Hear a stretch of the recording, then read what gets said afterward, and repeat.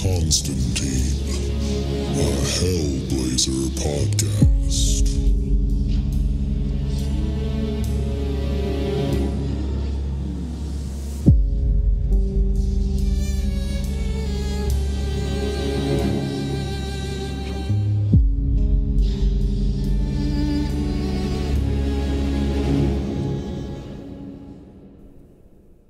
Hey there, everybody, and welcome back. Before we get into the episode, just want to let you know that this is the free version of the podcast, and all that means is that we are way behind where I'm at in Patreon. So if you are loving this podcast and you need more John Constantine in your life, definitely go check us out at patreon.com/planes, trains, and comic books and sign up for the Hellblazer tier, where you'll get access to the entire Hellblazer library that I've recorded so far.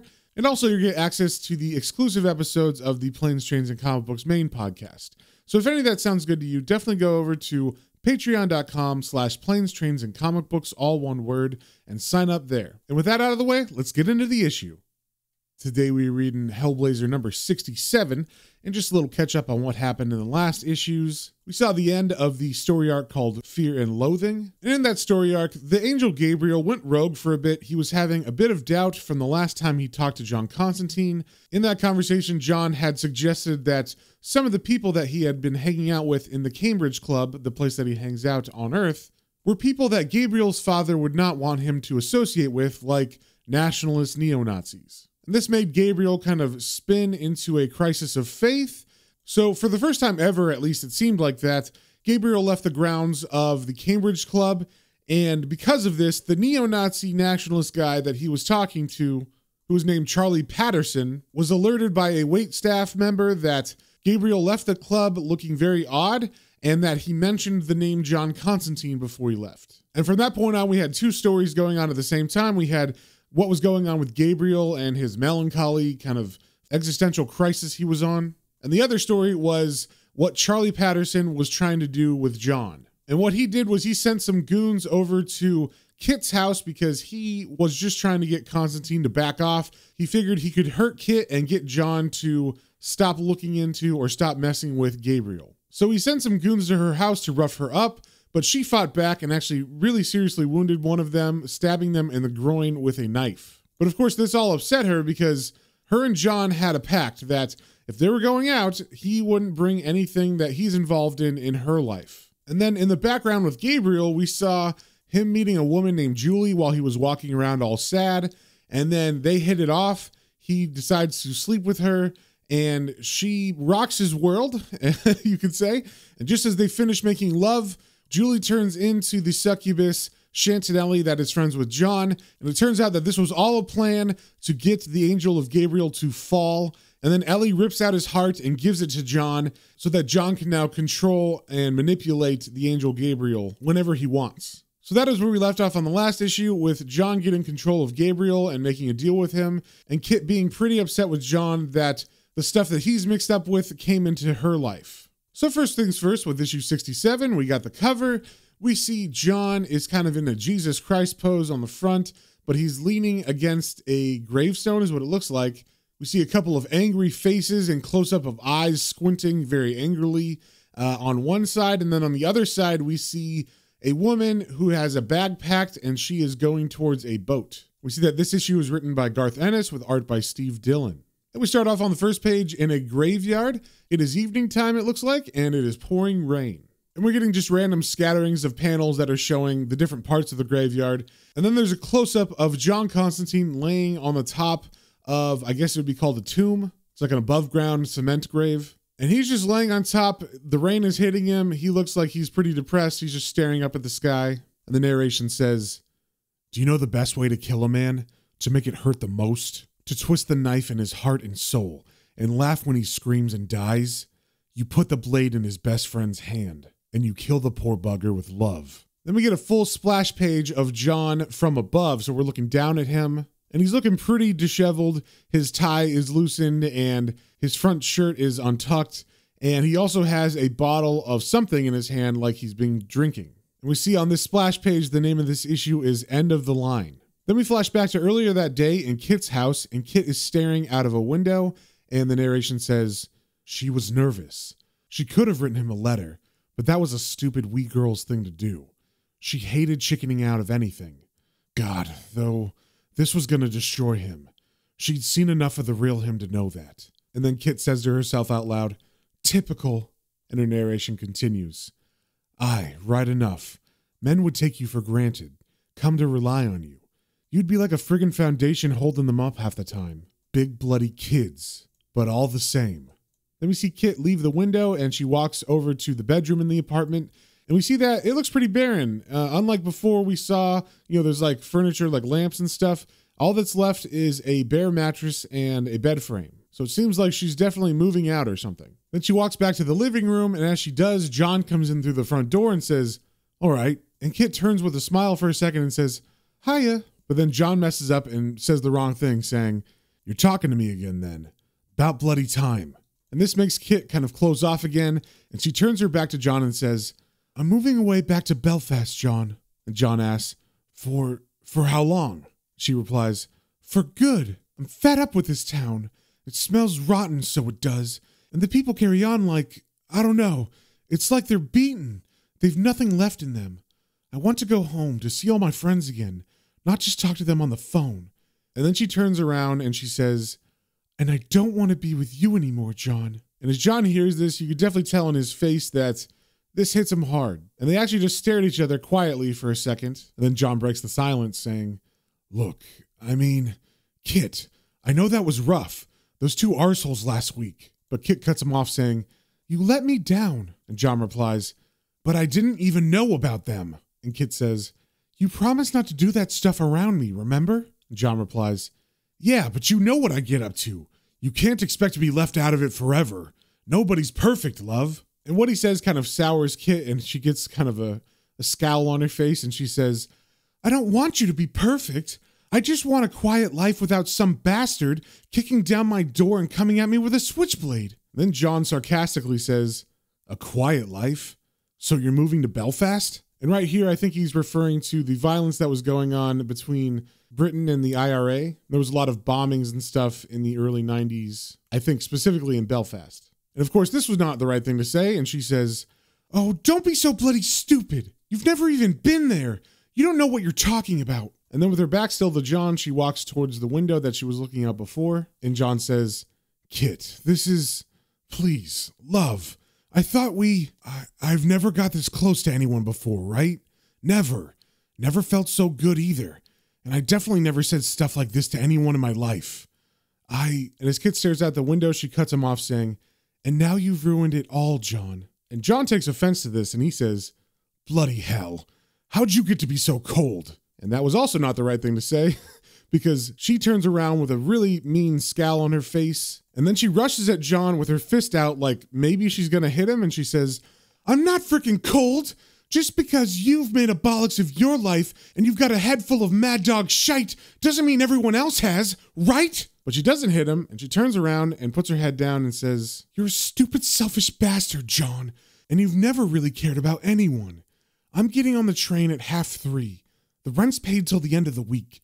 You can stay here till then if you want." And at that, John turns around and grabs his coat and walks out of the door, and he says, "Piss off." And as John walks out, we see Kit doesn't move at all. She is staring out of the window still. But then we get a panel of her face, and it looks like that last little line and maybe everything John said before really soured her. So as John is leaving her building and walking out to the street, John hears her yell, "Oi, Constantine!" And as he looks up, we see she has thrown all of his belongings, which is that one singular case with all his clothes and magical documents and stuff, out of the window, and she didn't close it. It is like fully open, so everything's falling out, and she's yelling to him, "You can take your bloody old shite with you! You piss off!" And as the case lands at John's feet and all his stuff is floating through the air, John yells out, "Jesus!" Then we cut to a little while later where we see John is sitting outside in front of a pub, and he seems pretty drunk because the narration from his head is definitely repeating itself a bunch as it says, "That's it. That can't be it. She can't just... That's it. Can't be it. A dream. Still there in bed beside her, not here with 9 pints in me. I'm with her. Wake up any second. Wake up." And then as he doesn't wake up, he realizes this is reality, and he says once again, "That's it." Then John says out loud, Oh, Jesus. We also see that there's a couple of young men sitting at the table next to him outside, and they're kind of watching him, and they look like they have smiles on their face, like if they're laughing at him. But John doesn't notice them, and the narration says, "It's like the ground's gone from under me feet, for Christ's sake. Have to keep a grip. I'll go to bits. Christ, she can't be gone.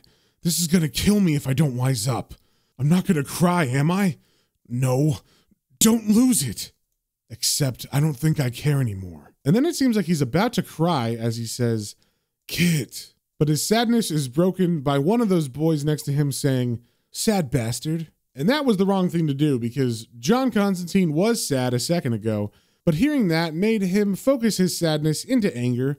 So he stands up and he begins to walk over to the young men. And he says to them, "What'd you say?" And we see there are 3 young men here.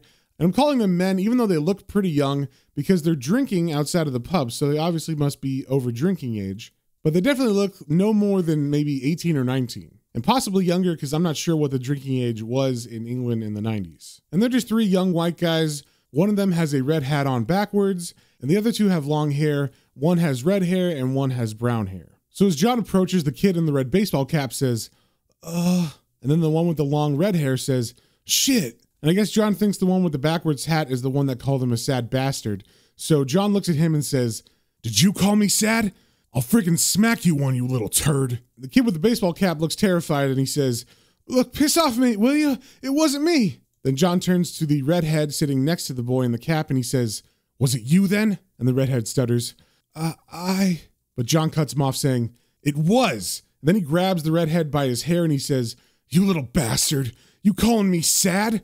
You're sad, you mop-headed wanker." And the redhead yells, "Get off me! Get off!" And this definitely crosses a line because now he's like physically harming one of them. So the young man with the brown hair stands up and he looks maybe a little bit older and he says, "Leave him alone, right?" But John does not let him go. He actually escalates it further. He sees a half-drunk pint glass on the table in front of the brown-haired man and he grabs the glass and he smashes it into the brown-haired man's face. And he says, "Arsehole." And that pint glass definitely shattered and pieces of glass went into that young man's face. So he sits back down bleeding and he's holding his face and his friend with the red ball cap says, "Jesus." And the redhead says to John, "No, leave me alone." And John grabs him by the collar and pulls him close to his face and he says, "You pathetic little shit. Used to be kids had a bit of fire in them. You bastards are just smartasses eat out of your skulls half the time. No bloody use to anyone, are you?" And the kid is begging him saying, "Please, please." Then we get a panel of an older woman coming through the front door to the outside as she's bringing some drinks to some other patrons. And she sees this scene of John attacking this young man. And she yells to John saying, "Here, you, stop that." And John yells back to her, "Get lost, you witch." And this makes her mad. So she yells back, "Don't talk to me like that. I'll have you barred. I'll get my Tom on you." But John is done with her. He's ignoring what she's saying. And he turns his attention back to the redhead who he still got by the collar. And he seems to be doing some kind of magic because he definitely knows some stuff about this young man that he wouldn't know if he just met him randomly. So he says to the redhead, "Seeing we're talking about sad sunshine, what about you touching up your kid's sister in her pram?" And this like really comes out of nowhere because how the hell would he know that? And the redhead looks at him wide-eyed and says, How did... And John pulls him closer and his face looks insane right now. His eyes are gigantic and he says, "I know." And the brown-haired kid behind John is saying, "Jesus Christ." And John continues revealing secrets of the redhead man saying, "Curious were you? Or can you just not find a girl your own age? After all, she's only 6 months old. She won't remember, will she?" And then he throws the redhead on the ground and he says, "Bloody marvelous." Then we cut to the inside of the pub where the woman who John yelled at is now talking to the man behind the bar. And she says, "Here, some toe rags outside starting a fight. He called me a bloody witch, he did." And the man replies, "Eh?" So this must be her husband Tom that she mentioned earlier when she was yelling at John. And then we cut to outside on the road where we see Chaz just happens to be driving by and he sees John yelling at these young men and one of them has a bloody face that's got glass in it and the redhead's on the ground in front of John. And Chaz is just kind of dumbstruck and he says, "John?" And then we cut back to John who's now like yelling at all of the young men and he's saying, "You'd all be bloody dead if it wasn't for me. And this is what I do it for, is it? A pack of tossers. And if it's not the tossers, it's the bastards." So obviously John yelling that he's like saving the world and stuff. So they're very confused as they watch this. But John continues to escalate, and as he said, bastards, he kicks the redhead who's still on the ground in front of him in the face. And as this happens, Chaz has pulled over now, and he's running towards John yelling, John, for frig's sake, mate. Then he grabs John by the shoulder, and this kind of snaps John out of his anger. But just as it seems he's about to stop, fighting and stuff, Tom, the man from the bar, comes out, and he yells to John, right, what the bloody hell's this? Who called my Angie a witch? And Chaz, who was kind of leading John away from the scene, sees Tom coming towards them and says, oh, shit. So before Tom can approach, he walks up to Tom and says, bloke's just had a few, okay, mate? I'm taking him home now, right? But it's not all right. Tom yells back at him, he's a bloody lunatic. Look what he's done to these kids. And what about my wife, huh? And Chaz continues to try to calm the situation, saying, all right. But Tom's not having any of that, and he says, it's not bloody all right. I ought to have him nicked. That's what I ought to do. And Chaz continues to reason with him, saying, yeah, look. But whatever he says to Tom, we don't hear, because we actually cut to John, who's leaning against the wall that borders the pub. And he seems like he's using the wall to steady himself because he's got his hand to his head like he's dizzy. And the narration says, they think I'm mad. I think they're right. The pit opens behind me. The pit that's always waiting. It doesn't matter if I crawl out. I know I'll fall back in. It's just a matter of time. And then John proceeds to throw up because he is like super drunk. And the wall that he's leaning against is only like 3 feet tall. So he could have thrown up on the street side of the wall, but instead he vomited on the pub side. And of course, Tom, who's talking to Chaz, sees this and he says, what? Oh, that's the bloody limit. I'll have your bollocks. But then Chaz steps in between him and gets a little bit more serious with his reasoning and says, I'm trying to be nice to you, Granddad. Piss off. And Tom responds by punching Chaz in the face. Then we cut to Chaz and John inside of Chaz's car.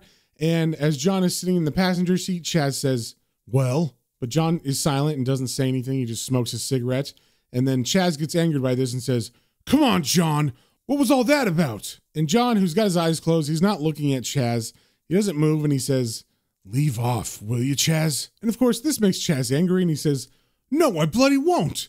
You were being a right arsehole. Like one of these old mad bastards who rabbits on about not fighting the war for layabouts like us. All that shit. And have you seen the friggin' state of my face? And I should mention that Chaz's left eye is definitely swollen. Not shut, but you could definitely tell he got punched in the face. And John, still leaning back, not opening his eyes, and smoking a cigarette, says, Kit left me. And that stops Chaz in his tracks, and he just says, oh shit. Then we get to Chaz and John sitting in Kit's old flat, and Chaz is saying, it's not so bad if she said you could stay till Friday. And John responds with a sarcastic, rah, rah. And Chaz continues, well, I'm sorry anyway. And John, who's like in the same position as he was in the car, he's just now in a sofa chair. So his head is leaned back and his eyes are closed. And as Chaz apologizes, he just grunts saying, And Chaz continues, right, I'll shut me mouth. I know how you feel like. And at that, John actually opens his eyes and turns to his friend and says, Chaz, you don't have a freaking clue how I feel. What would you know living with that fat bitch? So just shut up for God's sake. And Chaz, of course, takes offense to this and he says, now wait just a bloody minute. But John cuts in saying, oh, bollocks. Piss off, will you, Chaz? Go back where you belong with all the other arseholes. And Chaz gets really angry at this. And we get a panel of like the anger building in him as he thinks. And then as we turn the page, we see him punching John in the face. But he doesn't stop there.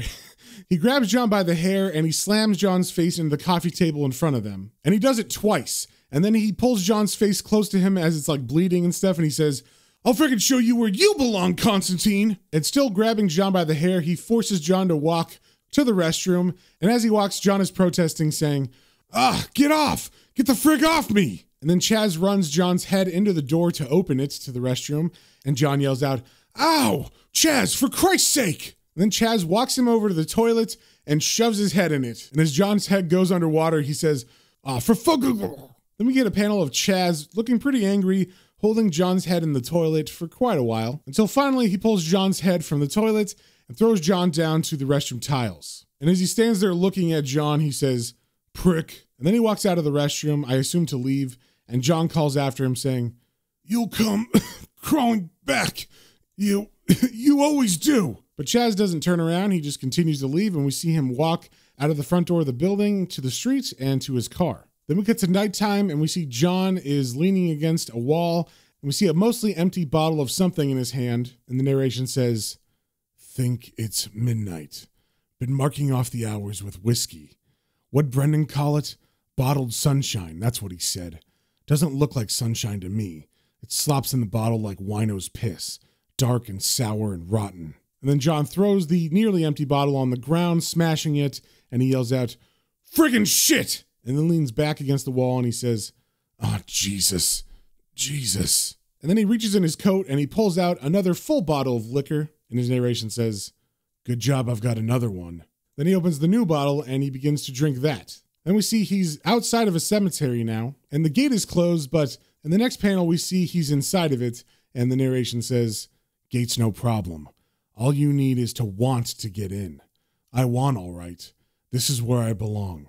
This is where all me mates hang out." And then it starts to drizzle, and he goes to sit down on top of one of the above-ground concrete graves. And his narration continues, "You saw what I was, Kit.